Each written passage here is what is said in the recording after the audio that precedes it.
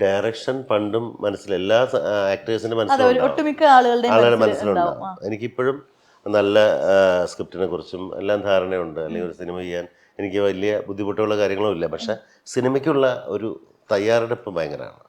അതിനുവേണ്ടി നമ്മളൊരു 1 year minimum കളയണം. പോസ്റ്റ് പ്രൊഡക്ഷൻ, ഈ പറയുന്ന പ്രീ പ്രൊഡക്ഷൻ എല്ലാം ആയിട്ട് ഒരുപാട് സമയം അങ്ങ് പോകും. പിന്നെ നമ്മൾ ക്രിയേറ്റീവ് ഫുൾ അതിനകത്തേക്ക് ഇൻവോൾവ് ആവാം. അല്ലാതെ വെറുതെ നമ്മൾ കയറിയിട്ട് ഒരു സിനിമ ചെയ്തിട്ട് വരാൻ പറ്റില്ല. സിനിമ വളരെ സീരിയസ് ആയിട്ട് കാണേണ്ട ഒരു വിഷയമാണ്. അപ്പോൾ ഒരു വർഷത്തോളമൊക്കെ ഞാൻ മാറി നിൽക്കുമ്പോൾ എൻ്റെ ലോൺ അടയ്ക്കലൊക്കെ തെറ്റും. അപ്പം നമ്മളിപ്പോൾ ഈ പോകുന്ന കാര്യങ്ങൾ, നമ്മൾ ഒരുപാട് കാര്യങ്ങൾ ഫാമിലി എല്ലാം ആയിട്ട് ഒരു മീഡിയം ഇതിൽ പോകുന്നതാണ്. അപ്പം നമ്മൾ സ്റ്റഡി അല്ല. നമ്മളൊരു സ്റ്റാർട്ടത്തിലേക്ക് വരുന്ന സമയത്ത് നമുക്ക് സിനിമ അന്ന് ചിന്തിക്കാൻ പറ്റുമെങ്കിൽ ചിന്തിക്കുക. അതല്ല, അതായത് എടുക്കാൻ ഒരു ബ്രേക്ക് എടുക്കാനുള്ള സമയമില്ല. അതാ വിഷയം. ചേട്ടാ, ഈ 5ാം പാതിര മൂവിയില്ലേ, അതിനകത്തിൽ ആ ഒരു സീനില്ലേ, അപ്പൊ ശരിക്കും പറഞ്ഞാൽ നമ്മൾ അങ്ങനെ ചേട്ടനെ അങ്ങനത്തെ ഒരു സീനിലൊന്നും അങ്ങനെ കണ്ടിട്ടില്ലല്ലോ, അങ്ങനെ ഇത്രയും. അപ്പൊ അതിനകത്ത് ഇങ്ങനെ എക്സ്പ്ലെയിൻ ചെയ്യുന്നുണ്ട്, ഇങ്ങനെ ബ്രൂട്ടലായിട്ടാ കൊല്ലുന്നത് അങ്ങനെയൊക്കെ. അപ്പൊ ശരിക്കും പറഞ്ഞാൽ നമ്മൾ ആരും അങ്ങനെ കണ്ടിട്ടില്ല. അപ്പൊ പൊതുവെ ഈ കോമഡി ആയാലും അങ്ങനെ ചേട്ടൻ എപ്പോഴും ഒരു പോസിറ്റീവ് ആയിട്ടല്ലേ കണ്ടിട്ടുള്ളൂ. അങ്ങനെയുള്ളവർക്ക് അത് കാണുമ്പോൾ ഒരു വിഷമം തോന്നുമല്ലോ. ഫാമിലി ആയിട്ട് തിയേറ്ററിൽ കണ്ടപ്പോൾ എന്തായിരുന്നു ഒരു ഫീല്? ഫാമിലി ആയിട്ടല്ല കണ്ടത്, ഞാനും എൻ്റെ ഫ്രണ്ട്സും ഞങ്ങൾ അങ്ങനെ പോയത്. അപ്പം ഞാൻ തിയേറ്ററിൻ്റെ വെളിയിൽ നിൽക്കുക, ഒരു ഷോ കഴിഞ്ഞ് ഞാൻ അടുത്ത ഷോയിൽ കയറാൻ ഞങ്ങൾ നിൽക്കുമ്പോൾ കുറേ എന്നെ പരിചയമില്ലാത്ത കുറേ പേര് ചാന്ദിനി ഇന്നുകൊണ്ട് വന്ന് കൈ പിടിച്ചിട്ട് പറഞ്ഞു, എങ്ങനെ കാണും പോയിട്ട്, എങ്ങനെ ചാന്ദിയ സീൻ കാണും എന്ന് ചോദിച്ചു. അപ്പോൾ പിന്നെ എനിക്ക് ടെൻഷനായി. അയ്യോ എന്താണാവോ, അയ്യോ കണ്ടിരിക്കുമോ എന്നൊക്കെ ചോദിച്ചു അന്ന്. അപ്പോൾ ശരിക്കും പറഞ്ഞാൽ ആ സമയത്ത് അപ്പം ഞാൻ ഷാർട്ട് പറഞ്ഞിട്ടുണ്ട്, എന്നാലും അത് സ്ക്രീനിൽ വരുമ്പോൾ എങ്ങനെയുണ്ടെന്നുള്ള ആ ഒരു ചങ്കിടിപ്പോടെ ഞാൻ ആ പടം കണ്ടത്. ശരിക്കും അന്ന് പടത്തിന് മുമ്പ് എല്ലാരും കൂടി പറഞ്ഞു എന്നിട്ട് കണ്ടപ്പോഴോ ശരിക്കും പറഞ്ഞാൽ നമുക്കത് കാണുമ്പോ ഒരു റോണക്സ് ആയിരുന്നു തോന്നുന്നു മേക്കപ്പ്. അന്ന് മേക്കപ്പിന്റെ ഫോട്ടോ ഉണ്ടായിരുന്നില്ല, കണ്ടു കഴിഞ്ഞ് ഞെട്ടിപ്പോ. അത് ആക്ച്വലി സിനിമയിൽ കുറച്ച് ബ്ലഡ് ആയിട്ടാണ് കാണിക്കുന്നത്. പക്ഷെ കണ്ണ് കംപ്ലീറ്റ് ചൂടിനെടുത്ത കണ്ണുകളും ഫേസും ഈ ചെസ്റ്റിൽ വലിയ കുഴി പോലെ ഇതും ഇതെല്ലാമായിട്ട് മേക്കപ്പ് ചെയ്തിരുന്നു. ആ ഫോട്ടോ എൻ്റെ ഉണ്ടായിരുന്നു, പറഞ്ഞാൽ ഞാൻ കാണിച്ചു തന്നിട്ടുണ്ടോ. അപ്പം ആ ഫോട്ടോ തന്നെ. പിന്നെ ഈ തട്ടിക്കൊണ്ടുപോകുന്ന ഞാൻ തട്ടിക്കൊണ്ടുപോയ കഥയാണ് എല്ലാവരും കേട്ടിട്ടുള്ളത്. പക്ഷെ ഇത് എന്നെ തട്ടിക്കൊണ്ടുപോകുന്ന. അപ്പൊ അങ്ങനെ ശരിക്കും പറഞ്ഞാല് നിങ്ങളുടെ സംസാരിച്ചോണ്ടിരിക്കുമ്പോ സമയം പോകുന്നതേ അറിയുന്നില്ല. ഞങ്ങള് പിന്നെ ഇന്റർവ്യൂ ആണെന്ന് ഞങ്ങളും അറിയുന്നില്ല, ചുമ്മാ സംസാരിച്ചോണ്ടിരിക്കുന്ന പോലെ. അപ്പൊ എന്തായാലും ഇനിയും ഒരുപാട് വർഷം ഇങ്ങനെ തന്നെ ഈ നിങ്ങളെ ഇപ്പൊ കണ്ടാലും ഒരു യങ് കപ്പിൾ ഫീലാ. ഏജ് ആയിട്ടില്ല. 13 വയസ്സിലൊക്കെ എല്ലാം കഴിച്ചു. അയ്യോടാ,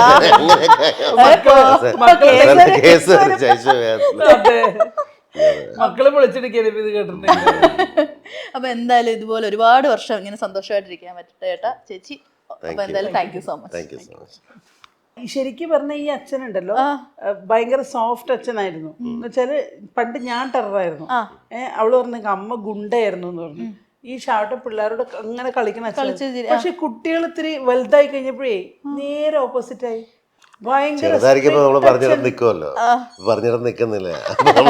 ഭയങ്കര ഞാനാണെങ്കിൽ അവരോട് ഫ്രണ്ട്ലി ആയിട്ടാണ് നിൽക്കുക. ഞാൻ വളരെ കമ്പനി ആയിട്ടാണ് നിൽക്കുക. പക്ഷെ ഈ ഷാർട്ടും ഭയങ്കര സ്ട്രിക്റ്റാ. അതെ. അയ്യോ, ഞാൻ വിചാരിച്ചു ഭയങ്കര ഫ്രണ്ട്ലി ആണ്. ചില സമയത്ത് എനിക്കത് എടുക്കാൻ പറ്റില്ല. അപ്പൊ നമ്മള് ഒരു യാഥാസ്ഥിതികനായ ഒരു അച്ഛനുണ്ട് ഉള്ളിൽ. അച്ഛനെ മനസ്സിലാക്കി എടുക്കാൻ കുറച്ച്, ഇവിടെ ഒരു ടൂറ് പോണം അല്ലെങ്കിൽ ഒരു ഡ്രസ്സ് ഇടണം എന്നൊക്കെ പറഞ്ഞു കഴിഞ്ഞാൽ ഡ്രസ്സിനകത്തൊക്കെ റെസ്ട്രിക്ഷൻസ് ഉണ്ട്. ഡ്രസ്സിനകത്ത് കുറച്ചൊക്കെ ചേരാത്ത ഡ്രസ്സൊക്കെ ഇട്ടുകൊണ്ട് വരും. അപ്പൊ ഈ കയറി വരും. ഇങ്ങനെ വന്നു കഴിഞ്ഞാൽ ഒന്നാമത് നമ്മള് അച്ഛനും അമ്മയൊക്കെ എല്ലാവരും ഉള്ള സ്ഥലമല്ലേ. ഇപ്പൊ ഇവിടെ വീടാകുമ്പോ അവർക്കത് അക്സെപ്റ്റ് ചെയ്യാൻ പറ്റില്ല. അപ്പൊ അവര് പറയുന്നത് അവരിപ്പോ പഠിപ്പിച്ച അവര് ശീലമായി. മുൻപ് ട്രൗസറൊക്കെ ഇട്ടുകൊണ്ട് വരുന്നത്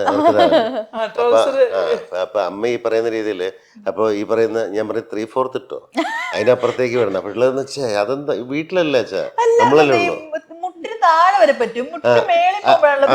എന്ന് പറഞ്ഞു. അപ്പൊ ഇവിടുത്തെ അമ്മ പറയും അത്ര പിള്ളേരോട്, പിള്ളേർ ഇപ്പോഴും പറയും അതായത് ട്രൗസർ ഇട്ട് അത് ജെട്ടിയെന്നും 3/4 ഇട്ട് കഴിഞ്ഞാൽ ട്രൗസർ എന്ന് പറയാം. അങ്ങനെ പറയുന്നത് നീ എടി നീ ഇങ്ങനെ ഇട്ടോണ്ട് അപ്പൊ അമ്മയ്ക്ക് അതൊന്നും എടുക്കാൻ പറ്റില്ല. അച്ഛനും അമ്മയൊക്കെ അങ്ങനെയാണല്ലോ, അവർക്ക് അവരുടേതായ ഒരു രീതിയാണ്. അപ്പൊ ഈ പറയുന്ന രീതിയിൽ നമ്മളെന്നും ഫുൾ ഡ്രസ് ഇട്ട് കണ്ടിട്ടുള്ള ആൾക്കാരായിരിക്കും. അതെ അതെ. അപ്പൊ അവര് മനസ്സിൽ വീട്ടിലില്ല, ഞങ്ങളുടെ വീട്ടിൽ ഞങ്ങൾ സ്വാതന്ത്ര്യം നടന്നോട്ടെ എന്ന് പറയും. ഇപ്പൊ എല്ലാം കണ്ട് സെറ്റായി. എന്നാലും ചില ഡ്രസ്സുകൾ വരുമ്പോൾ ഞാൻ പറയും, ഞാൻ അത് ബാക്കിയുള്ളവരെ കൂടെ കണ്ടുകൊണ്ട് പറയുന്നതാണ്. നമുക്കറിയാം കാലഘട്ടം മാറിയെന്നൊക്കെ പറയും. അതെ അതെ അതെ. പിന്നെ നമുക്ക് എപ്പോഴും ചേരുന്ന ഡ്രസ്സുകൾ ഇടുന്നതാണ് ഒരു ഭംഗി.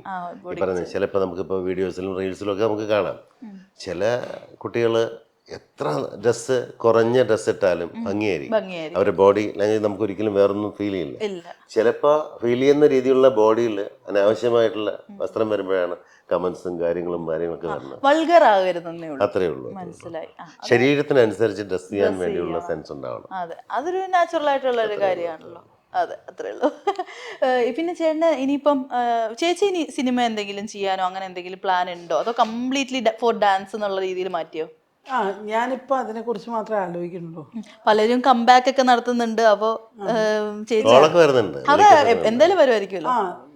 പക്ഷെ ഞാൻ അതിനെ കുറിച്ചൊന്നും ആലോചിക്കണില്ല. അല്ല, അങ്ങനെ ഒരു പിക്ചർ ഇല്ല എന്റെ മനസ്സിൽ, അതുകൊണ്ടായിരിക്കാം. അങ്ങനൊരു ഞങ്ങളിപ്പോ ഒരു പരസ്യം അഭിനയിച്ചു, അത് ഒരുപാട് നിർബന്ധിച്ച് ഞാൻ വലിച്ചോണ്ട് എന്റെ റിസ്കിൽ കൊണ്ടുപോയതാ. പക്ഷെ ഈ പറയുന്ന ഇവളെ അവിടെ പോകുമ്പോൾ അവള് കംഫർട്ട് ആവാൻ വേണ്ടി നമ്മളൊരു പാടുണ്ട്. മറ്റേ ഞാൻ ഫ്രീ ആയിട്ടങ്ങ് പോയി അഭിനയിച്ചാൽ മതിയല്ല. അപ്പൊ അവള് കുറെ നാളുകൾക്ക് ശേഷം വരുന്നതാണ്. അപ്പൊ അവൾക്ക് വരുന്ന അവൾക്ക് ഇത് എല്ലാറ്റിലും കോൺഷ്യസ് ആണ്, ശരിയാവുണ്ടോ അഭിനയത്തിൽ അവള് പറയുന്ന രീതിയിൽ ഞാൻ ശരിയായോ. പക്ഷെ വേറെ ഒന്നുമില്ല അഭിനയത്തിലൊന്നും മറക്കാനില്ല, ഒരാളുടെ ബ്ലഡിലുള്ളതല്ല ആക്ടിങ് എന്ന് പറയുന്നത്. പക്ഷെ ഞങ്ങൾ MES ഹോസ്പിറ്റലിന്റെ പരസ്യം ചെയ്തു, ഞങ്ങൾ രണ്ടുപേരും കൂടെ. പരസ്യം നന്നായിട്ട് വന്നിരുന്നു. അപ്പോൾ ഈ ഒരു സംഭവം ചെയ്യുമ്പോഴും ഒരു പുറകോട്ട് വലിയുണ്ട്. ഇത്രയും നാളൊന്നും ചെയ്യാതിരുന്നതിന്റെ അതിന്റെ ഒരു ബുദ്ധിമുട്ട്. പിന്നെ എന്നെ സംബന്ധിച്ച് എനിക്ക് വീട്ടിൽ നിന്ന് മാറി നിൽക്കുന്ന ഒരു സിറ്റുവേഷൻ ആലോചിക്കാൻ പറ്റില്ല. കംപ്ലീറ്റ്ലി ആ ഒരു ഹോം മേക്കർ കൂടിയായി അല്ലേ? അത് എന്നെ കൊണ്ട് ഇപ്പൊ ആലോചിക്കാൻ പറ്റില്ല. മാറി മക്കളെ അവളിപ്പോ അവളുടെ വീട്ടിൽ പോകണില്ലെന്നേ. വീട്ടിൽ പോകുന്നില്ല. നമ്മള് സാധാരണ ഭാര്യമാരൊരു 10 ദിവസം വീട്ടിൽ പോകുമ്പോൾ നമ്മൾ അടിച്ചു പൊളിച്ച് നമ്മള് പുറത്തൊന്ന് കറങ്ങാം, പൊണ്ടാട്ടി ഊർക്ക് പോയിട്ടെന്നൊക്കെ നമ്മൾ പറയില്ലേ. ഈ പൊണ്ടാട്ടി ഊർക്ക് പോയിട്ട് ഒരു ജംഗ്ഷനിൽ പോലും പോകുന്നില്ല, എപ്പോഴും ഇവിടെ തന്നെ ഇവിടെ തന്നെ ഉണ്ടാവും. നിങ്ങൾ എവിടെ പോണെന്ന് ചോദിക്കും എന്നോട്. ഞാൻ വീട്ടിൽ വന്നാൽ ഞാൻ എവിടെ പോകാറില്ല, ഞാൻ വൈകുന്നേരം പോലെ. അപ്പൊ എന്ന് പറയും എവിടെ പോണു, നമുക്ക് വൈകിട്ട് പുറത്ത് വന്നിട്ട് ഇവിടെ കിട്ടില്ല, വൈകുന്നേരം ആയാലും ഇവിടെ ഇറങ്ങില്ല. ഇവള് സമയം മാറി 8 ആയി 9 ആയി 10 ആയി അന്നങ്ങനെ ഡ്രോപ്പ് ആവും. എനിക്ക് അങ്ങനെ വലിയ സുഹൃത്തുക്കളും കാര്യങ്ങളൊന്നും വീട്ടിൽ വന്നാൽ ഇവിടെ തന്നെ ഉണ്ടാവും.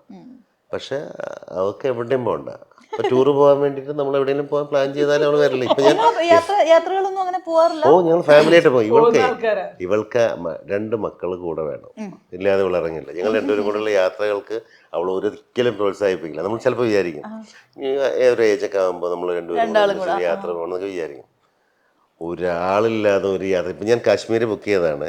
അവള് വിചാരിക്കും ഞാൻ എന്താ പറയാത്തത്. കാശ്മീർ ബുക്ക് ചെയ്ത് ഞാൻ ഇവിടുന്ന് അങ്ങോട്ടുള്ള യാത്ര, അവിടുന്ന് CRPF എൻ്റെ ഉണ്ട്, അവര് പറഞ്ഞു അവർ സെക്യൂരിറ്റി അയച്ചു തരാമെന്ന് പറഞ്ഞു. കാശ്മീരിലേക്ക് നമുക്കൊരാളെ സെക്യൂരിറ്റി ചെയ്തു തരും. അവിടുത്തെ കാര്യങ്ങൾ, തൊഴാനുള്ള കാര്യങ്ങൾ, അവിടുത്തെ വൈഷ്ണവ് ടെമ്പിൾ, മറ്റുള്ള വിഷയങ്ങൾ എല്ലാം സെറ്റ് ചെയ്തു. വന്ദേ ഭാരത് യാത്ര ഡൽഹി ടു കാശ്മീർ അതെല്ലാം പ്ലാൻ ചെയ്തു. ഡൽഹിയിൽ താമസിക്കുന്ന അവിടുത്തെ ഒരു പൊളിറ്റീഷ്യൻ ഉണ്ട്. അപ്പോൾ അവിടെ എല്ലാം നമുക്ക് ബന്ധങ്ങളുണ്ടല്ലോ, ഒരുപാട് ആൾക്കാരുണ്ട്, പോലീസ് ഓഫീസേഴ്സും മിലിറ്ററിയിലെ ആൾക്കാരും ഒക്കെ. അപ്പോൾ എല്ലാം യൂസ് ചെയ്യാമെന്ന് വിചാരിച്ചു. കാരണം വെച്ചാൽ എല്ലാവരും പറഞ്ഞു പിന്നെന്താ ഷാജു പോരും ഇങ്ങ് പറയും, ഞങ്ങൾ നോക്കിക്കോളാം, ടേക്ക് കെയർ ചെയ്തോളാം എന്ന് പറഞ്ഞ് എല്ലാം പ്ലാൻ ചെയ്ത് ഫ്ലൈറ്റ് ടിക്കറ്റ് എല്ലാം ബുക്ക് ചെയ്ത് പെട്ടെന്ന് പറഞ്ഞു എനിക്ക് ക്ലാസ് ഉണ്ടെന്ന് പറഞ്ഞു. അപ്പോൾ ഒരെണ്ണം പറഞ്ഞു. അത് കഴിഞ്ഞ ശേഷം പറഞ്ഞു മോളുടെ എക്സാമാണെന്ന് പറഞ്ഞു. എക്സാം എന്ന് വെച്ച് കഴിഞ്ഞാൽ മോളുടെ എക്സാം അവളുടെ പഠിത്തമുള്ളൂ, ഇവൾക്ക് ക്ലാസ് ഉണ്ട്, ഇവൾ ഫുൾ ബിസിയാണ്, അവളുടെ അടുത്തേക്ക് പോകാൻ പറ്റില്ല. അപ്പം നമുക്ക് സമയത്ത് പിന്നെ എനിക്ക് മനസ്സിലായി നടക്കില്ലെന്ന്. ഞാൻ പിന്നെ അത് ക്യാൻസൽ ചെയ്തു, ആ ട്രിപ്പ് ക്യാൻസൽ ചെയ്തു. ഞാൻ പറഞ്ഞു ഇനി ഒരിക്കലും നമുക്കൊരു ഗ്രൂപ്പായിട്ട് പോകാൻ. പിള്ളേരുണ്ടെങ്കിൽ ഇതാണ്, അവൾക്ക് ഒറ്റയ്ക്ക് വരുന്ന അവൾക്ക് അല്ല ഒറ്റയ്ക്ക് വരുന്നതല്ല, അങ്ങനെ ഉണ്ടാവും. ഇന്ന് വരെ അങ്ങനെയേ ഉള്ളൂ.